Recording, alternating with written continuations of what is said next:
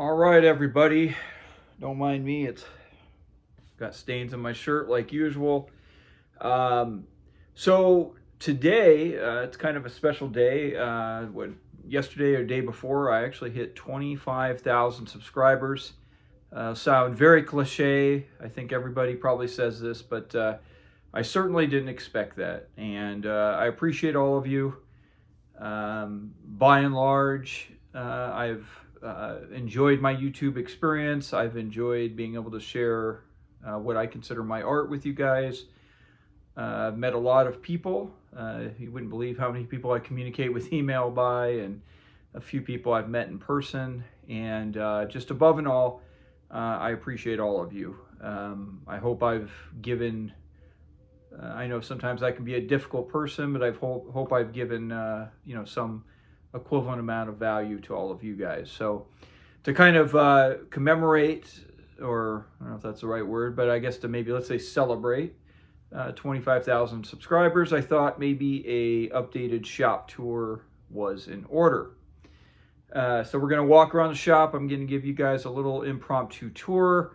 I'll try to kind of break it up in some kind of categories, but it'll be pretty informal. A couple caveats aside. I'm going to give. This is my shop. This is my tour. I'm proud of my work, and I think I do a pretty good job. But I don't consider myself a professional or an expert in any kind of way. So when I tell you what I do and how my shop is set up, that's not from a perspective of me telling you guys, this is the right way to do it and this is how you have to do it. This is just the way I do it. You guys will see that my shop is probably, for most people's standards, pretty messy. There's all kinds of little anecdotes out there. What do they say? The most productive people or whatever have smart or messy desks. And I don't buy into that. It's just the way it is. It's just kind of the circumstance of what I do. I've known some people that have had like immaculate shops, and that's really cool, and they do great work. So it's just kind of my style. You guys will see that many of my tools are pretty. Some of them are pretty modest, and I have some that are not crazy expensive but pretty nice. I'll give you guys little caveats and stories about all of them. I'm really satisfied with my shop. I mean, if I wanted to spend some more money and buy, the table saw will be the first centerpiece that we talk about, a more expensive one, I could. It's just that in some ways, I've just kind of come to, the tools and what I use is just kind of what I like. I am going to say one statement here. I think most of you guys will agree and understand, and perhaps it may be mildly controversial to others. And like usual, I'll caveat it away to take away any blunt effect. But I will say this. When it comes to tools and stuff, we always have to have tools, and you have to have the right tool for the right job, of course. But by and large, I don't think it's the tool that makes the man, or we could say craftsperson or whatever. I think it's the crafts. I'm just going to say man. I'm not taking away from women here, but I think it's so let me back up. I don't think it's the tool that makes the man, but I think it's the man that makes the tool. Okay. And what I mean by that is, there's this kind of kind of this consumer sentiment in probably our society and all societies, I suppose, that kind of implies that you have to buy the best and the most expensive and et cetera, and that's nice. And I've certainly have my own collections of things, where I buy expensive stuff.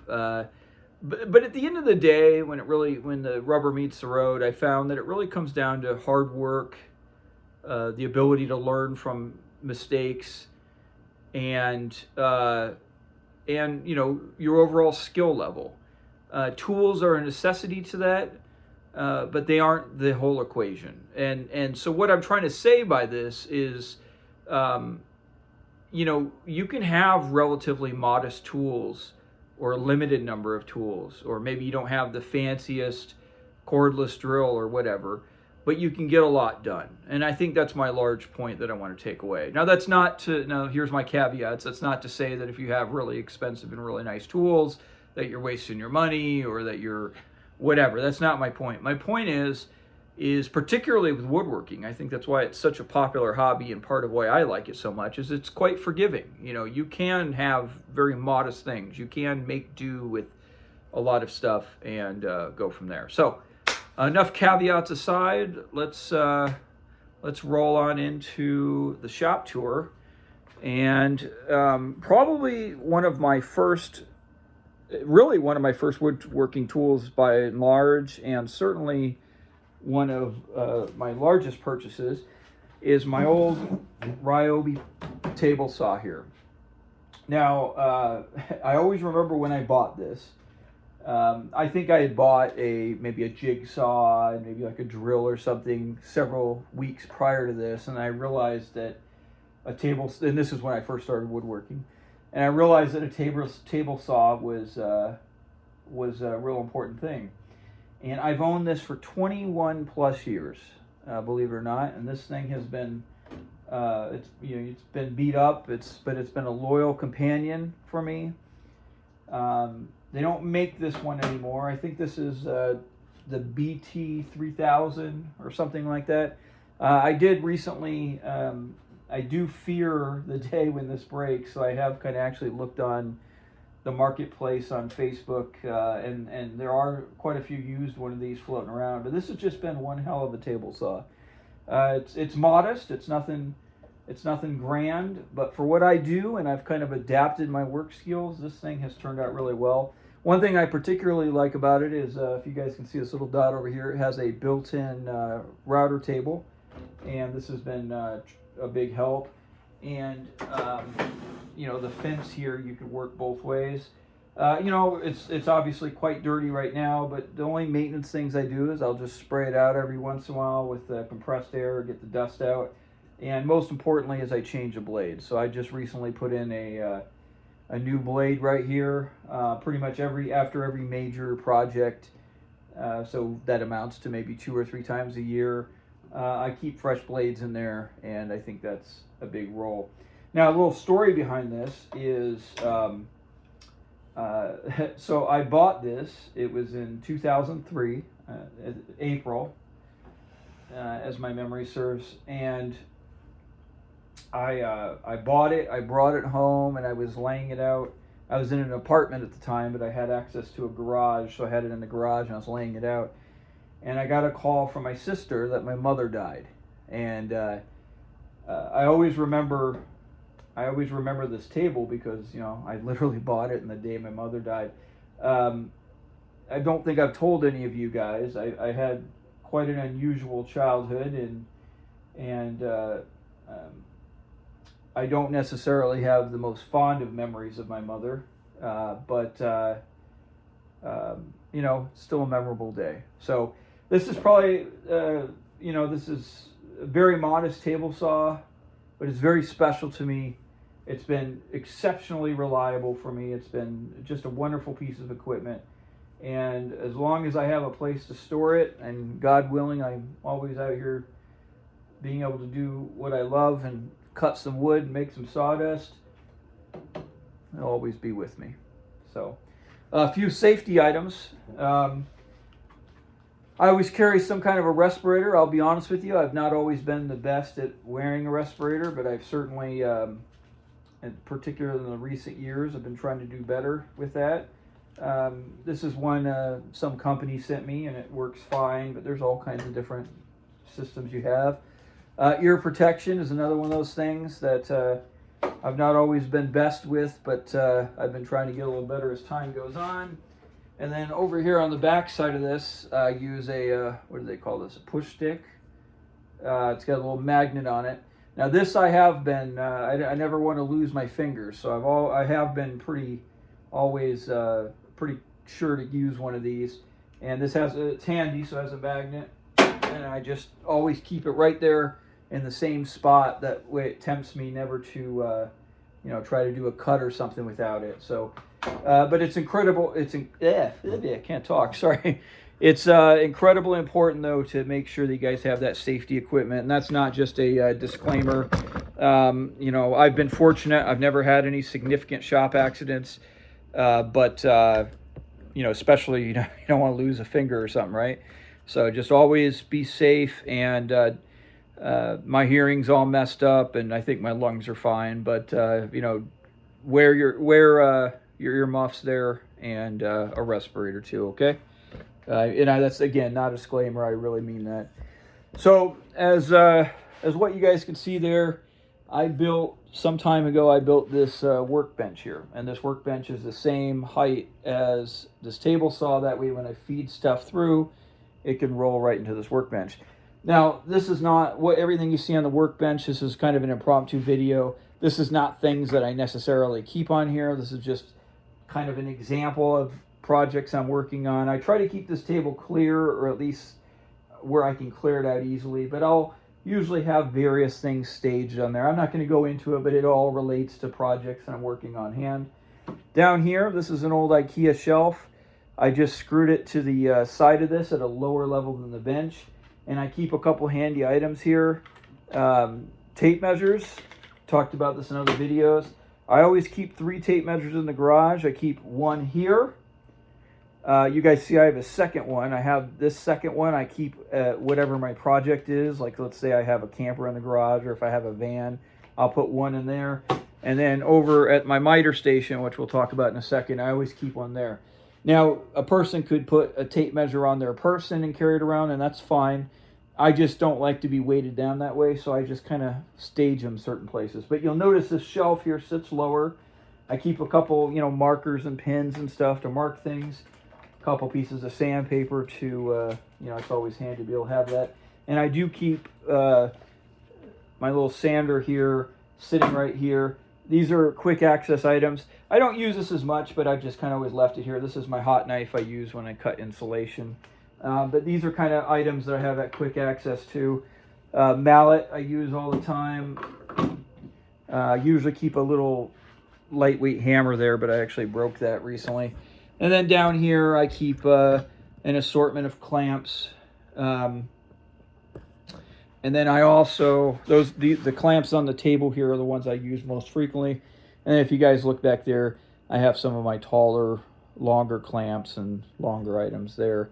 But this works out really well. If I remove this sander, I could still have all this stuff kept right here because it sits below the level of the top of the table.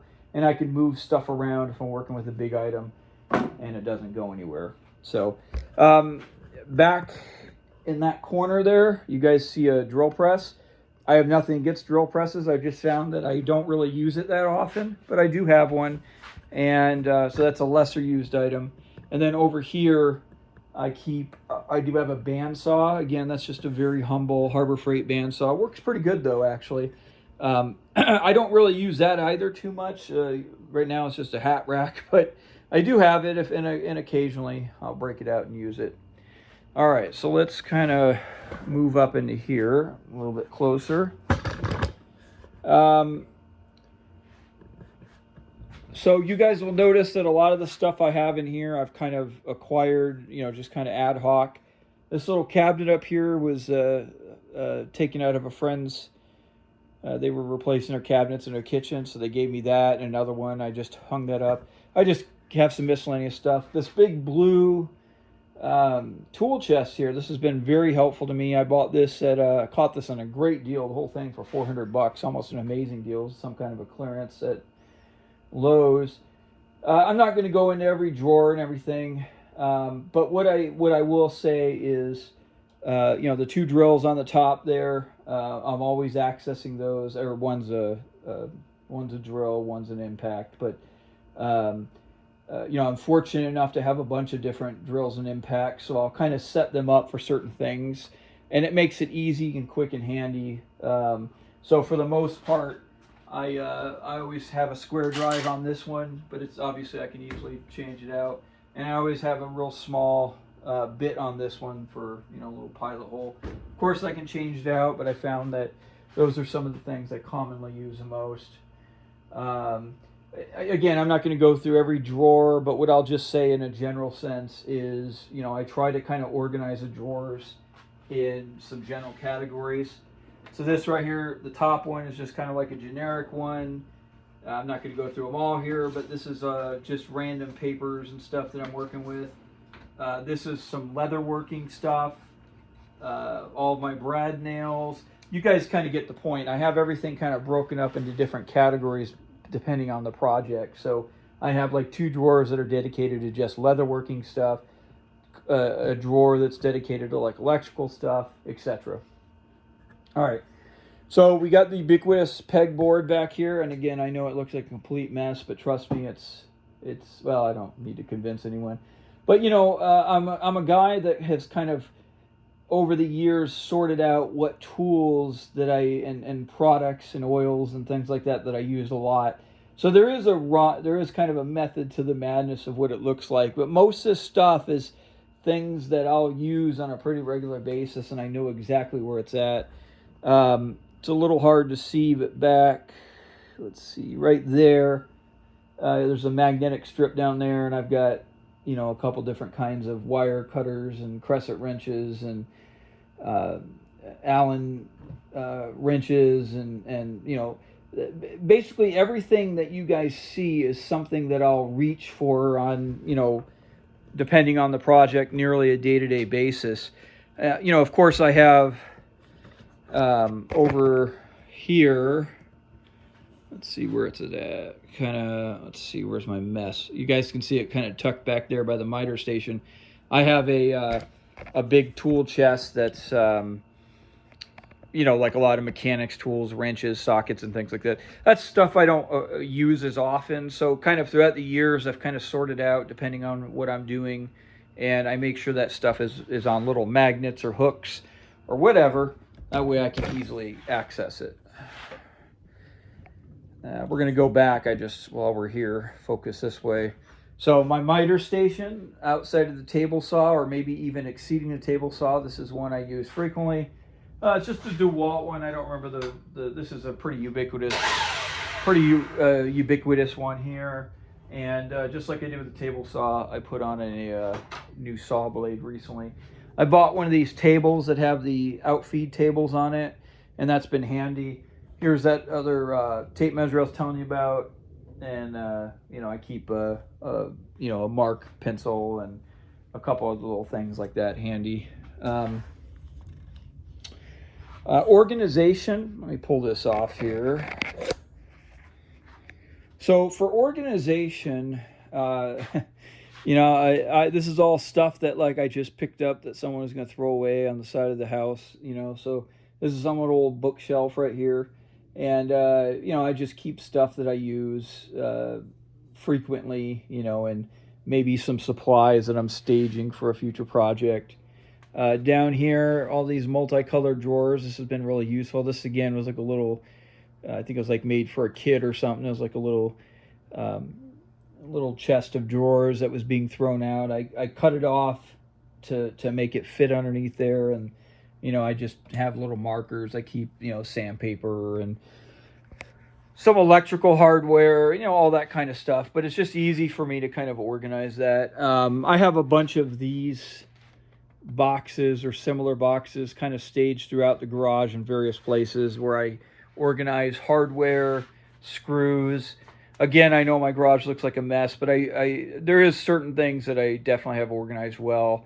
Like a lot of the hardware, I save screws and hinges and magnets and all kinds of stuff from other projects, and you won't believe how often. It's really nice not to have to go to Lowe's 10 times a day every time you're working on a project. So I can't tell you how many times I've needed some little small thing, and I go to my hardware box, my miscellaneous hardware box, and open it up, and sure enough, I find a bolt or a little bracket or something or a hinge, and I like doing that. And what I've done as of late, especially doing as much different little projects as I have, is certain things I use a lot, like electrical connectors or brad nails or certain kinds of bolts and stuff, I'll just kind of buy them bulk and keep them stored away. Some environmental stuff. So I've talked about this before, but let me go down here. So keep in mind, my garage is a mix of work-related stuff and just home stuff. I always carry a little fridge in the garage. It's just really handy. I keep drinks in there, especially in the summer where it's really important to make sure you're drinking enough water and everything. It's always handy just to have a nice fridge here. I can reach in here and grab something. It's hot as hell right now, and it's in the middle of the summer. I bought this a long time ago. This is a little what do you call it? Like a swamp cooler thing, right? So it's got a great big fan. It's got a water tank down there. And, well, it's a swamp cooler. It's got, you know, little elements on the side that get soaked with water. And that's really handy. It functions really well just for ventilation purposes, but it's also, real nice to keep me cool. So I've got, I throw away a lot of wood because, you know, when you create a lot of wood, you find you can't store it all. But I do have a couple places where I store wood. It may seem like there's no rhyme or reason to it, but there is. So, but over here, this is kind of wood that one spot that I'll cut wood and kind of store it, mostly from the miter station. But this is kind of longer pieces that are more uniform. And then over here, let's see how this is showing up on the video here. Yeah, this is another section. I probably do need to go through and clean it up, but this is kind of more obscure pieces. A lot of long and narrow pieces and kind of more obscure larger pieces, including a lot of old hardwood scrap, which I'll save there. A lot of the softwood stuff, unless it's a big piece, I'll typically throw it out. But I am pretty careful about saving hardwood. And then over here on this side, I will usually store sheet goods or big pieces of insulation. You guys can see I'm a little low on stock right now. But those things will slide back in there, and believe it or not, I've had a lot of stuff back in there depending on different times. So, but guys, this video is running a long time. I hope it's useful. This is just kind of a quick look. Again, I'll repeat myself, but one of the big takeaways is woodworking is one of those great hobbies. It's forgiving. You can have a pretty modest shop, and you can do I think some pretty good stuff with that. If you have the money and the interest to buy really expensive tools, that's fine, and that's great. But I think it's better to kind of get out there and just do the job, learn, being tenacious, being able to work through mistakes, and go from there. So hope this was helpful to all of you. One final thing I should have mentioned it is, if there was any tool that I do spend a fair amount on, it's all of my cordless tools. You can do all the same stuff with a corded tool and pay a fraction of the price. I've bought a lot of cordless tools just because they're convenient, but I do, if there was any spot where I've splurged on expensive tools, that would be it. So thanks, you guys, for 25,000 subscribers. Hope you're all doing well, and I hope you have a great July 4th.